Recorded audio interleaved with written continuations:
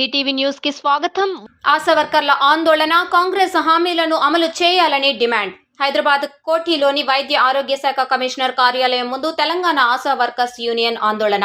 ఆశా వర్కర్లకు 18,000 వేతనం ఇవ్వాలని కాంగ్రెస్ ప్రభుత్వం మేనిఫెస్టోలో తమకు ఇచ్చిన హామీలను అమలు చేయాలని డిమాండ్ చేశారు. కార్యాలయం ముందు బైఠాయించి ఆందోళన చేస్తున్న ఆశా వర్కర్స్